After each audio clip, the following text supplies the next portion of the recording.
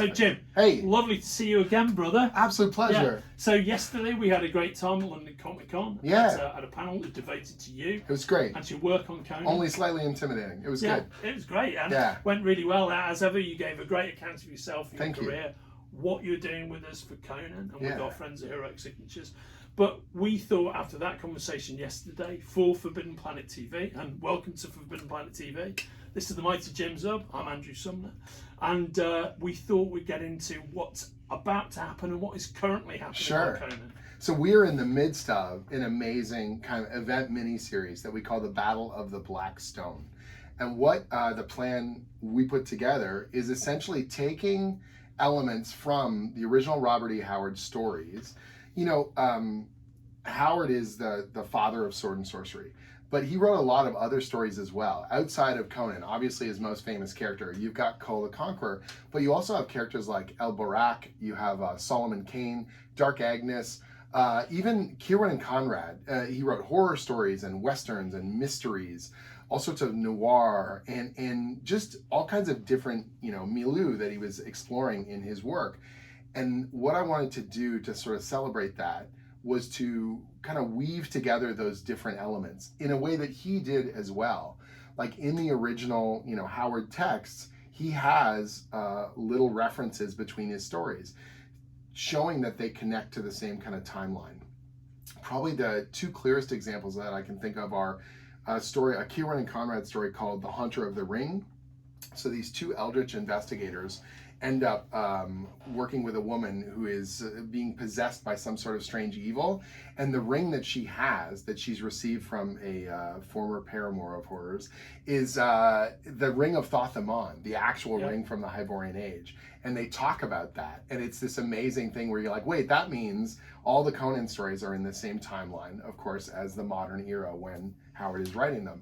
You've also got another story called Kings of the Night, where Bran MacMorn, the Pictish king, ends up summoning the ghost of Kull, the Grand King of, you know, the exiled king of Atlantis, to come and fight in a major battle with him. And Kull is pulled out of the Thurian Age, and he comes forth and leads this army onto victory. And so it's not that we're, you know, I know nowadays there's this sense of, oh, crossovers and multiverses are a thing, but even under that kind of auspice, Howard did it first, and he did it in a really, really cool way. And so I wanted to be able to honor that and build out this really cool pulp-infused kind of network of amazing storytelling. And the Black Stone is something that we've been teasing through our entire first year of publishing.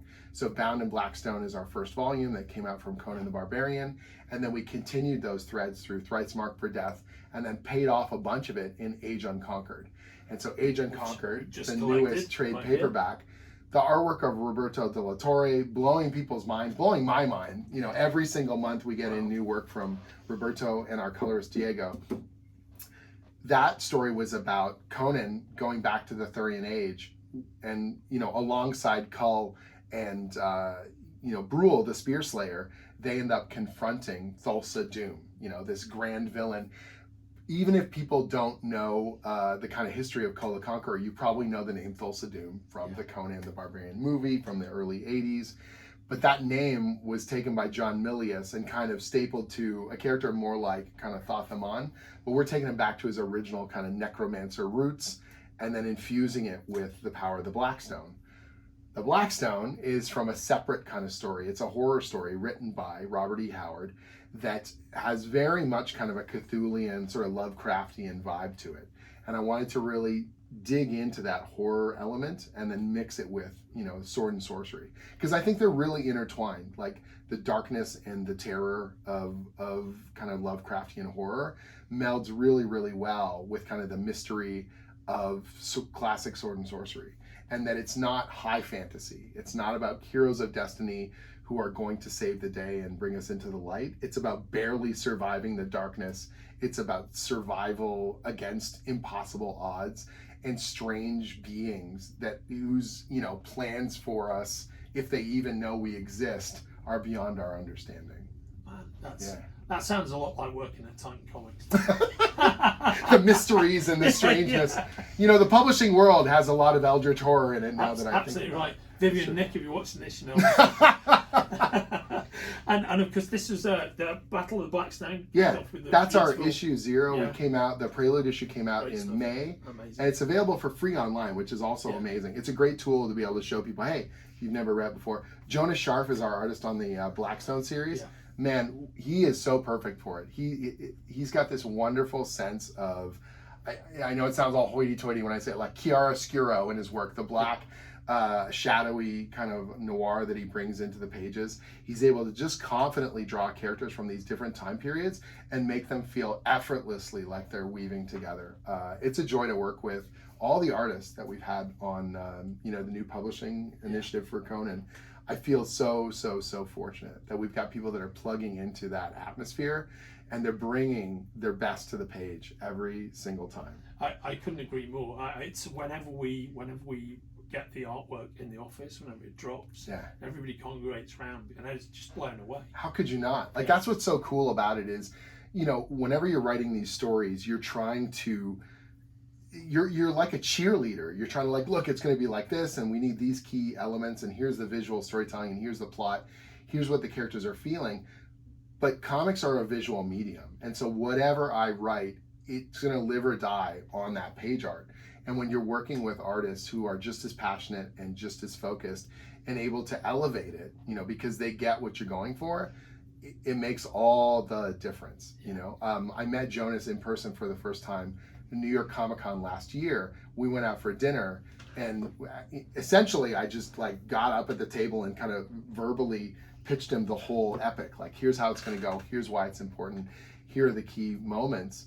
And I was there with Chris Patera and Ashley, our editors, and Jonas, and just sort of blowing his hair back like, okay, pal, because you want the art team to know why we're doing it. It's not just, you know, being in a vacuum and drawing the current moment, but what does it all mean and where are we going with it, you know? And that's got to be true of any kind of story. It's got to be about those emotional moments. It's got to be about those visual kind of the bombast with purpose, you know? And so once Jonas had this big smile at the end and he's like, all right, I'm up for the challenge, you know, you've got a creative partner there that's really gonna run with it. That's the best feeling. Jim Zub, mate, I think what you just said is extremely well expressed. Thank you. And I love the intellectual rigor that you bring to your storytelling because you've thought it all through in such detail.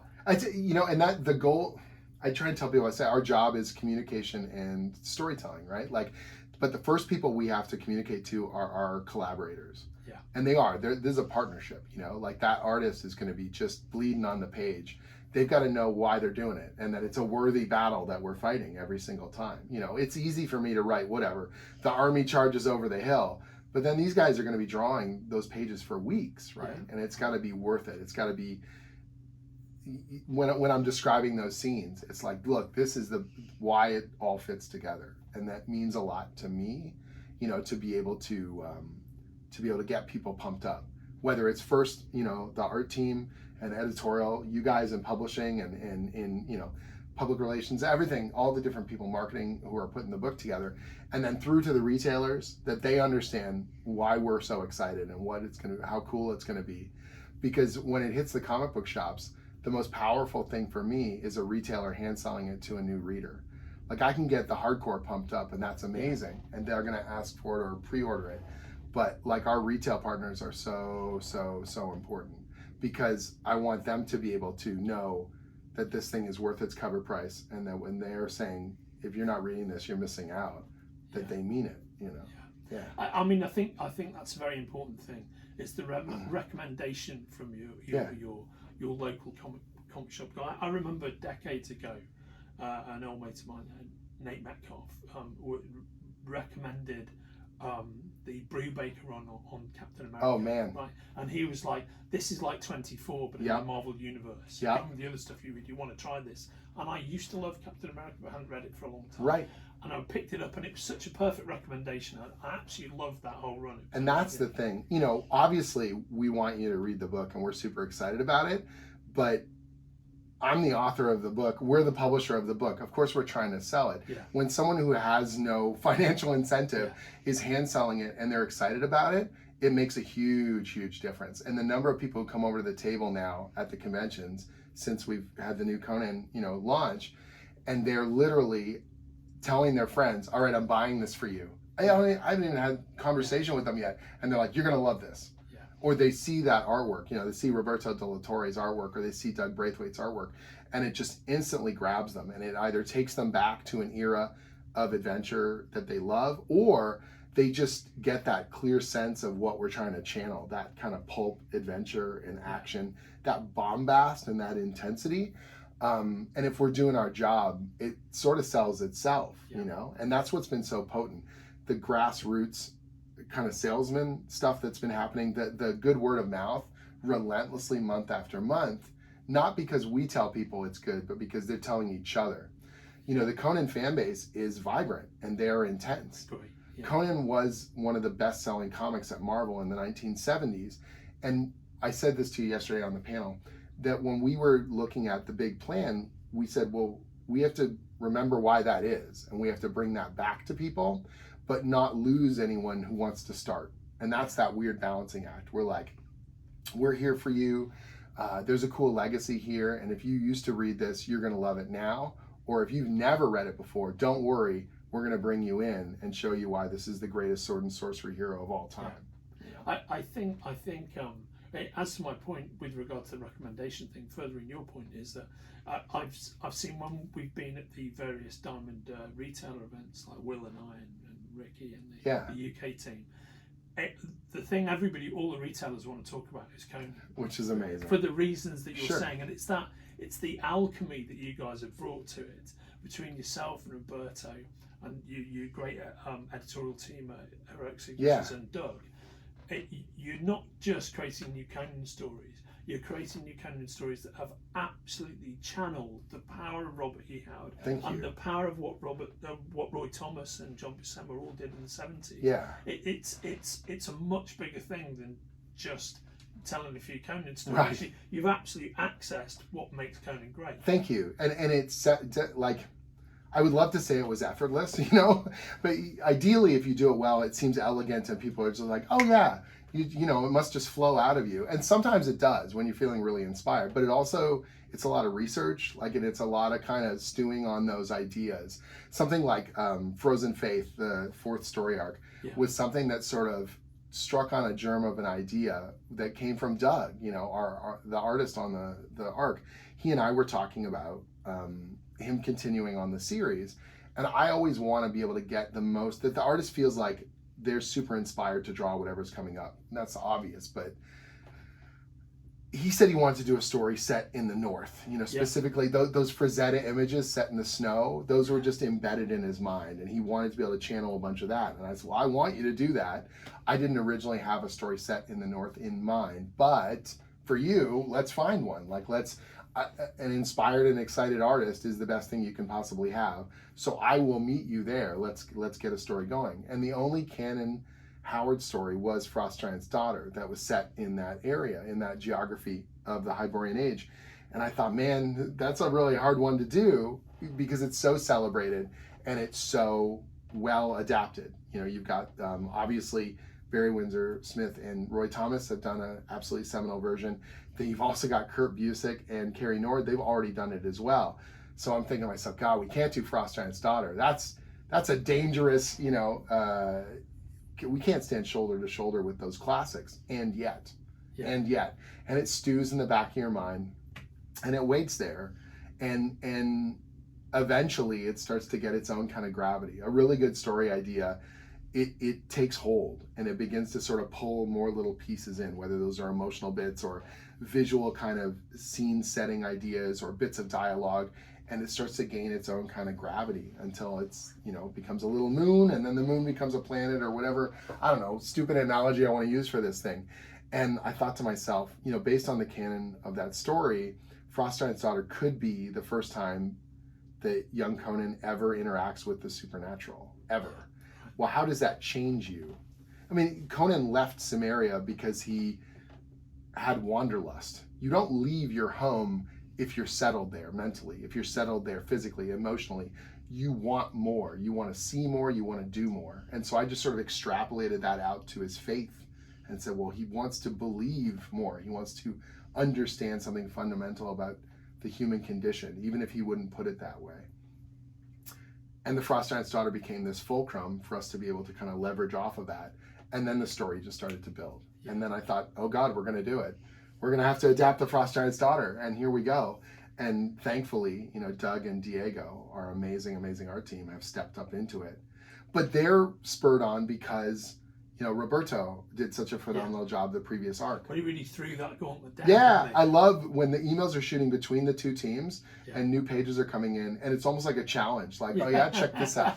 Oh yeah, check this out. And I just get to stand back. You know, I feel like I'm the ultimate beneficiary of that competitive excitement that these two artists are at their best, you know, delivering their best because we got them pumped up. And it's like we kind of spun them up and let them go and look at the pages. Like they're just absolutely jaw-dropping. You know, I get artwork in and I gotta like stand up from my chair at my table and I just walk around and I just go, don't forget what this feels like. You know, this is a really potent moment in my career, thanks to you guys and thanks to these artists just killing it every single month. It's really, really special. And so I feel like I can't do anything less than like, you know, next month, all right, you need a script. Well, I got to get the lightning going through the fingertips or something because that's what it deserves. I couldn't agree more. It's been a beautiful moment for us to be a part of. And just sitting in the centre of this particular tornado, it's just a beautiful moment. And, you know, in publishing careers, in writing careers and editorial careers, you hope for these. I know how it must feel for you. Because I know how it feels for us. And that's a tenth of how it will feel for you. Oh, man, it's crazy. You know, Richard Starkings, our letterer, first of all, he's a legend, right? He is indeed. He's amazing. I love this guy. Richard. So amazing. Richard. He works so hard on it. And he's a big giddy fan for Conan. He got into comics because of Conan. He lettered Conan at Dark Horse for years, you know, and he wanted to come on board and work on our book because he knew Roberto's artwork was so brilliant. He'd already ordered a couple private commissions from Roberto years ago, and he's like, oh, that guy's drawing the book? You better let me letter Conan. And so the first time I meet Starkings, it's such a silly little anecdote. We were launching the book last summer. It's San Diego Comic-Con. We've got advanced copies of issue 1. I've never met Starkings in person. I walk over to his booth, and he's holding court, because of course he is. Yeah, of course. And I'm like, oh, I'll bother him later. So I kind of start walking by, and I'm going to walk down the aisle. All of a sudden, he comes running out. He's like, oh, Jim, you're not going to walk away, are you? I was just like, Rich, I didn't even think you knew what I look like. And he goes, well, of course I do. I've seen all your interviews. And I was just like, what? And he goes, yeah, Conan, man, we're doing Conan. And he's so excited. And he's like, it's pouring out of him how passionate it is and how much he loves it. And he's like, Roberto draws like a demon. And you've got the Robert E. Howard. It's coming out of your pores. And he's just like losing it. And we're in the aisle at San Diego Comic-Con, practically jumping up and down about our own comic. And it's not an ego thing. Like, it's not a, look at me, I'm hot stuff or whatever. It's just pure joy. Yeah. Just the joy of being in a team that does the work and loves the work and is making something special and feels it, you know? Yeah. That is so cool. And it's so rare. And you never want the adventure to end, you know? Oh, mate, it's the sheer, pure, unalloyed, alchemical joy of the creative moment when everything around it, you know. Right. And you know, Rich and I go way back. You know, he's a fellow Northwest Englander. I one day I'll get tired of telling people this. We were born in the same hospital, just about the same day, and I haven't got tired of it yet. Hello, Richard, and I know how excited he is about this, but I think everybody involved in this process, absolutely, you know, and all our comrades at Heroic Signatures, everybody around you is, you know, you've got you're the vanguard, right? You're leading the charge. I got the sharp tip of the spear right now. Right on, and everybody wants you to succeed, and it is a beautiful moment. On that note, Frozen Faith, which is the latest art that's coming out at the moment, and can be bought from the links attached to this conversation. Similarly, Battle of the Blackstone. Ongoing, well, like, not ongoing, but it's a mini-series that's going to be wrapping up end of the year. Wrapping up end of the year. Can be ordered from the links attached to our conversation. as are all these great collected editions. The Agent Conquered, and can we just close out having a look at Savage Sword? Oh, this is amazing. Brainbuster. Okay, right. So if you don't know this, for a lot of fans, Savage Sword of Conan was a real pinnacle in terms of pulp adventure. Yeah. Wow. The oversized black and white magazines that were coming out through the 80s, they were, first of all, a high watermark in terms of a lot of artists. A lot of artists found their artistic voice. A lot of stories got told that were super intense. It was outside of the typical Comics Code authority. So you got to make stories that felt unleashed and just like vibrant and intense in a way that people hadn't seen before. And artists, in some ways, not having color, it allowed them to explore other textures and more intense kind of styles. And so for a lot of people, Savage Sword magazine was the purest kind of Conan comics. And when we started working with Titan on the monthly series, there was discussion of, man, wouldn't it be cool to bring back Savage Sword in the original format on its 50th anniversary?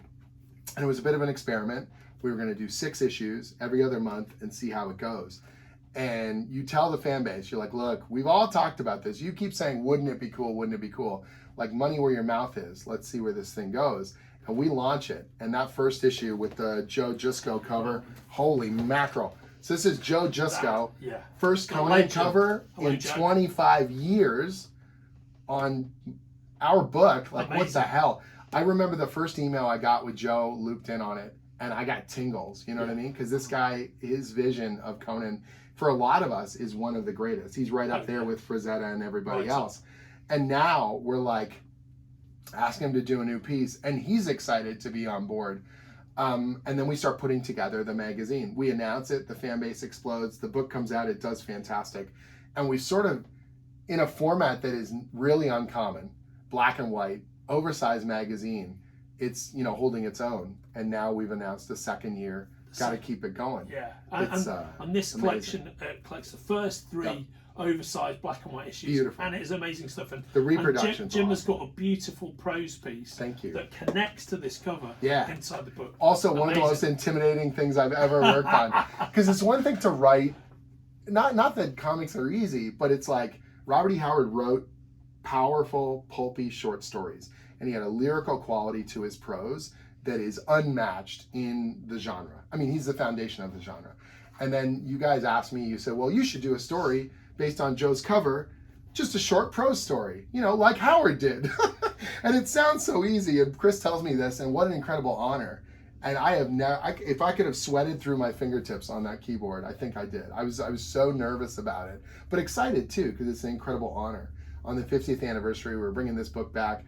You get to be one of the writers, you know, bringing it to the page there. And now let's do a prose story. So you can't rely on Roberto De La Torre and Dog Braithwaite and Jonas Scharf. It's just your naked prose hanging in the middle of the air. Have you got the juice? You know, like it was. Which, mate, you honor. Have, because you are Grim Jim Zub. Mate, it is always such a complete pleasure to me to talk to you about anything, but particularly to talk to you about Conan, which we're all incredibly proud of. All of these books are available from the links attached to our conversation. Thanks for joining me, mate. It's an absolute pleasure and an honor. Bring it in. Yeah, there we go. Right on, mate. Thank you. Fantastic. The best. If you're enjoying watching Forbidden Planet TV and you're enjoying watching us talk to the world's most interesting and accomplished filmmakers, authors, artists, musicians, creators, subscribe right here. See you soon.